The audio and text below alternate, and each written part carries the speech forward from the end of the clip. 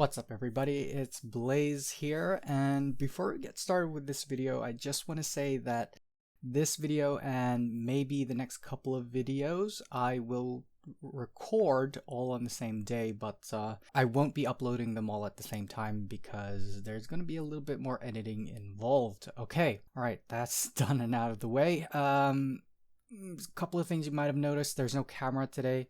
That's just a hardware issue on my end, so I don't have a backup webcam. I'm not a big enough YouTuber for that. So anyway, what we're going to do for this particular video is we are going to go ahead and implement our basic or our base UI and button object into our game.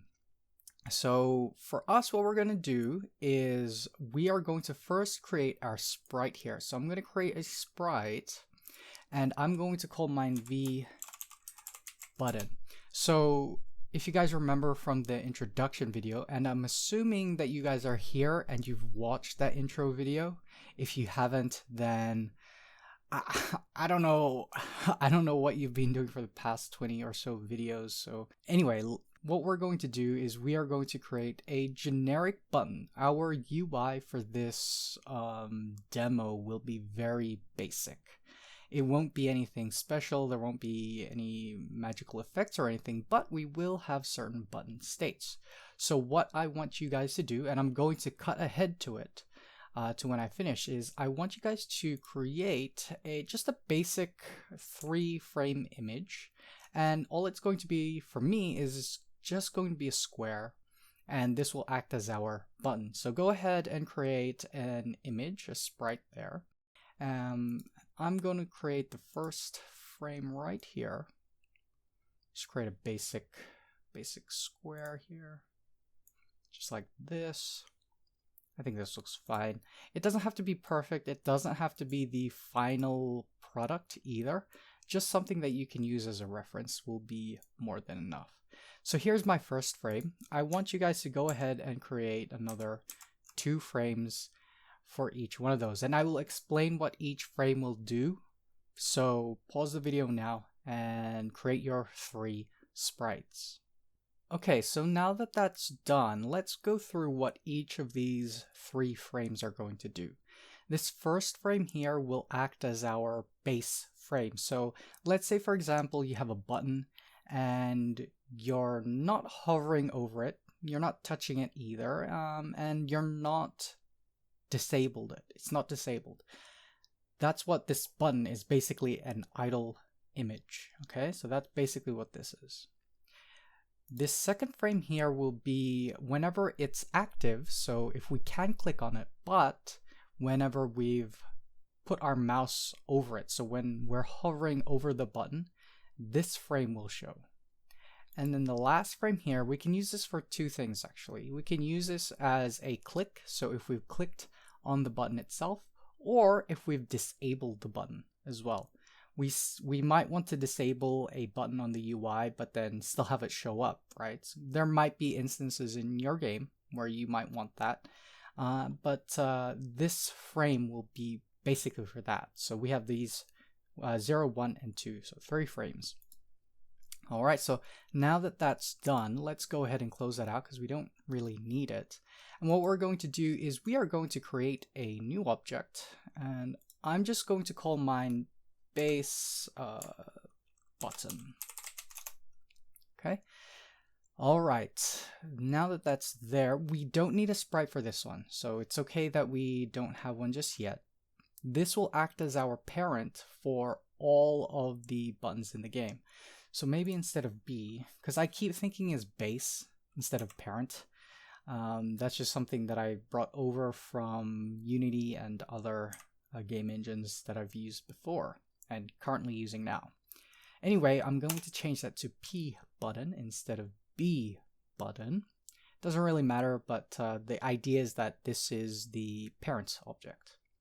What we're going to do is add a couple of variable definitions. Now, before I go ahead and continue here, I just want to say that this is a very simplified version of Pixelated Pope's clickable GUI video, which is going to show up in the corner right about now.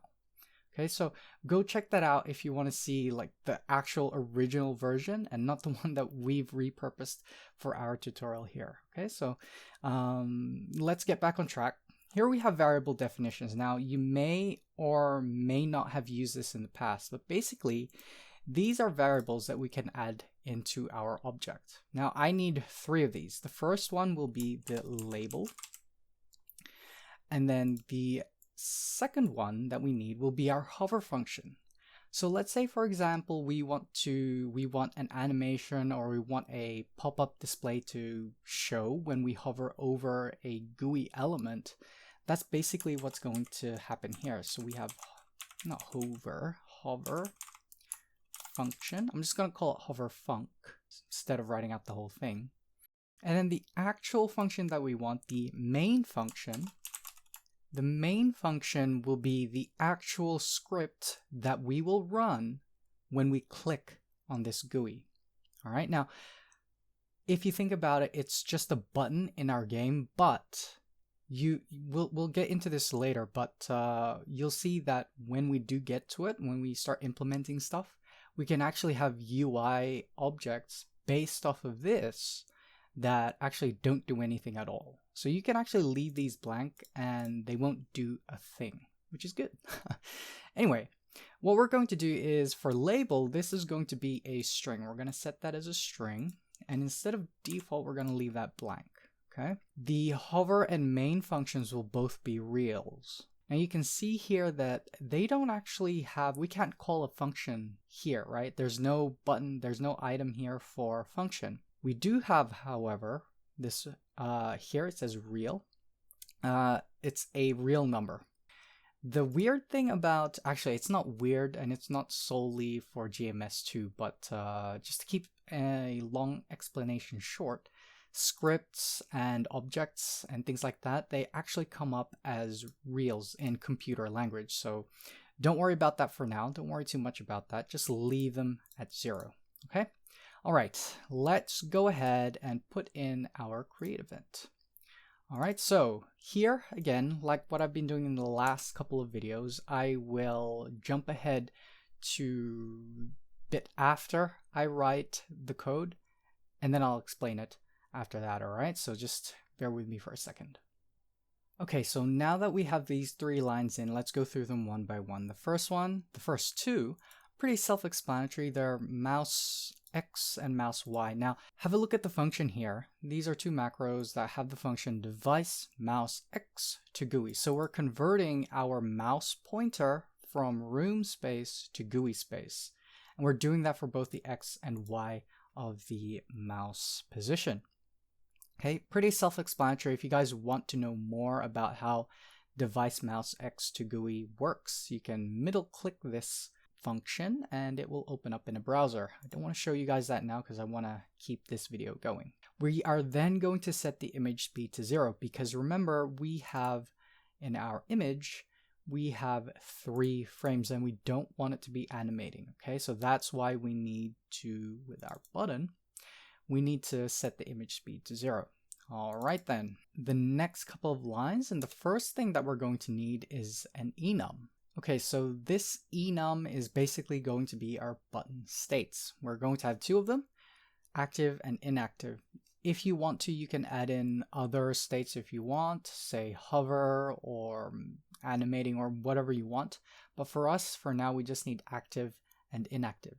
This won't be really relevant to us until the next video, which will be attacking or implementing the attack function, which is also unit selection or target selection, so we don't have to scroll through those units one by one. So the next function or the next variable that we need, and will be done with the create event, will actually be the variable that holds the button state. Okay, so now that we have our button state here, we're going to default to active. Okay, all right, that's done with our create event. Let's go ahead and add in a step event. Okay, so in this step event, this is where all of our collision detection, when we click, when we hover, this is where all the checking comes into play. So let's take this one step at a time. Okay, so obviously the first step will be to check if we can actually interact with this button, all right? Or in this case, with this particular GUI. I know I called it button, but like I said earlier, it's more of a generic UI item. It's just that in the context of our series, it is just a button, but maybe in some sort of extended video, we can explore a little bit more of the UI stuff. Like I said, we are going to check if our button is in the active state. Okay, the next thing that we're going to do is first we're going to check to see if the main function is not no one. And if there's a position meeting, so if our mouse is hovering over this particular button. We're going to do some stuff in here, but we'll just leave it empty for now.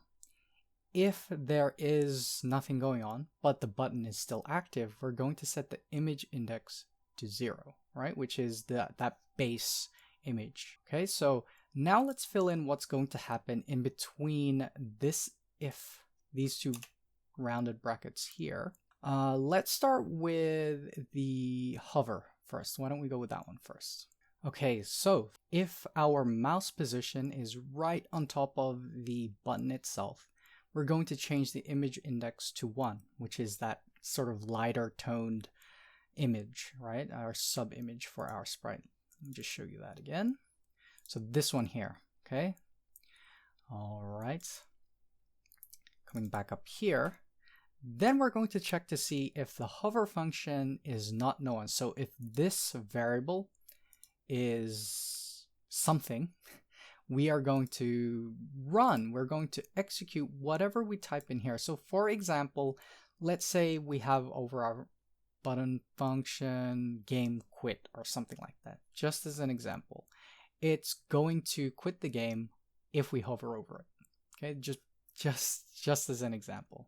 We're not actually going to do that, but you can try it out if you want. All right then. So let's go ahead and add in what happens when we click on the button itself. Here we're going to run a couple of separate checks. So the first thing is if we left click our button, right? So actually if we are holding down the left button, it's going to change our image index over to image number 2. So it's going to go into this darker sub image down here. But we don't want to run the function just yet. We kind of want to be able to give the player a chance to undecide. Even though they've already clicked, we want them to be able to say, hey, I actually want to cancel that decision. Kind of like a last minute change of heart kind of thing.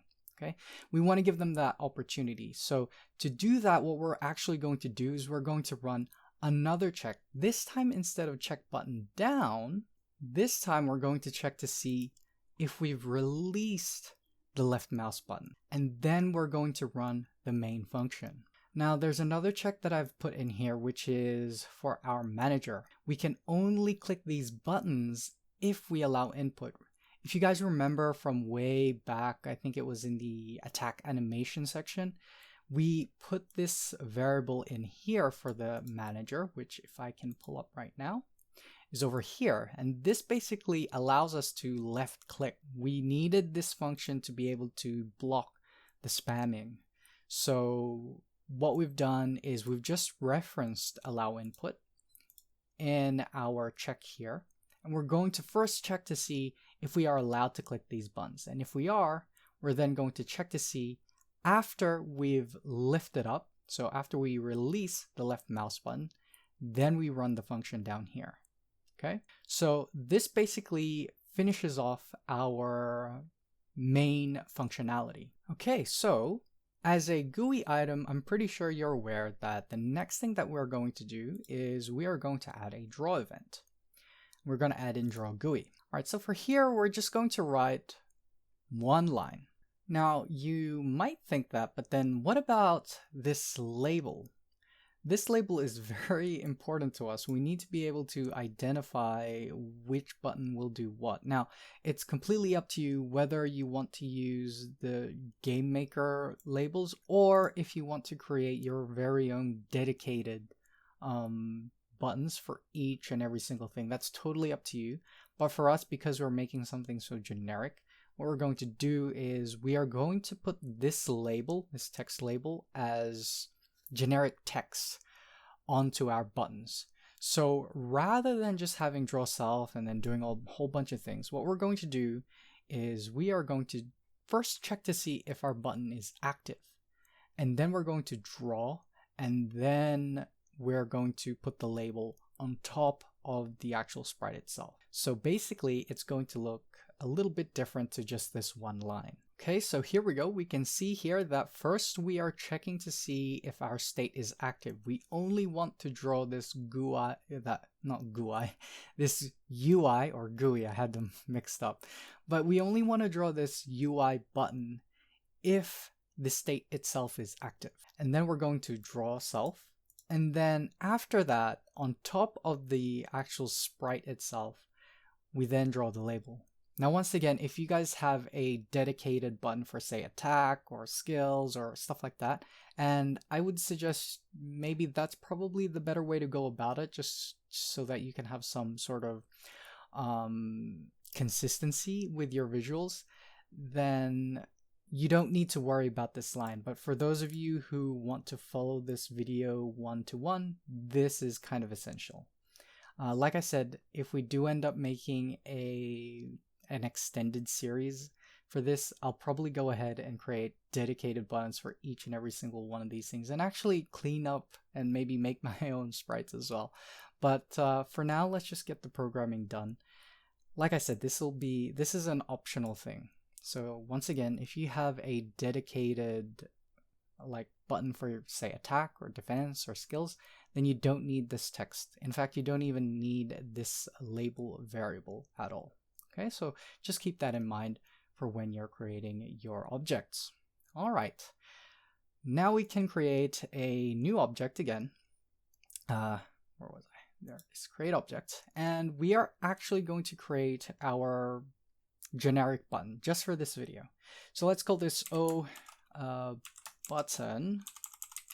generic. All right, and we are going to set the parent to the objects, and we want to set it to parent button. Now for this one, we are actually going to need a sprite, so let's go ahead and put on the V button.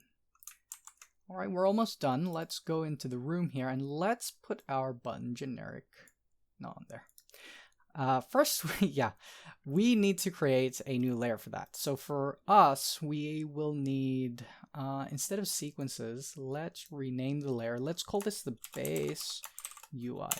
So what we're going to do is, and I'll explain more about this in the next video, but our goal is to switch between layers of UI as opposed to turning individual UI items on and off. It just depends on the complexity of your particular UI, but for us, we are going to turn off UI layers. We're going to turn them on and off like that. So yeah, let's put our camera, let's put our button here. That's fine. I've done something purposefully here. I have purposefully left one step out, and it's to show you guys why it's a little bit weird. If you guys have watched the theory video, you'll know what I'm missing. But you can see here now that I have two versions of our button. We have the GUI version, which is this one up here, and we have the actual instance version, which is down here, this big one. If I hover over it, nothing happens. Doesn't animate, doesn't do anything. I can't click on it. Nothing actually happens. But these guys are all animating, which is fine. But if I go over to the UI version here, we can see that we are hovering over it, it's highlighting, and we can click, hold, and we can lift off, right? So what's going on? What's happening? Why? If you have seen that pixelated Pope video, it's weird that if we have a GUI item, we also need to add in a generic draw event. It doesn't have to have anything here. In fact, it can be completely empty. So I'm just going to leave in these 3 slashes. leave it at that. And then if we play our little game again, you can see now that it only has the UI object here, which is, I guess for us, this is what we were aiming for, right? We can now have a button do nothing. We can hover over it, we can hold down, and then we can lift off there as well. So that closes off this particular video. We now have a generic button which we can now build off of. All right, so in the next video, what we are going to do is we are going to look at implementing our attack button, which is actually a little bit drawn out. There's more than just one step to that. And that attack button will also have the, I think it's the target selection as well. So keep an eye out for that. Anyway, guys, thank you very much for watching. If you guys haven't already, please do subscribe and also like this video if you did. If you guys have any suggestions or any questions, leave them in the comment section below. But for now, guys, thank you so much for watching, and I hope to see you in the next one. Bye-bye.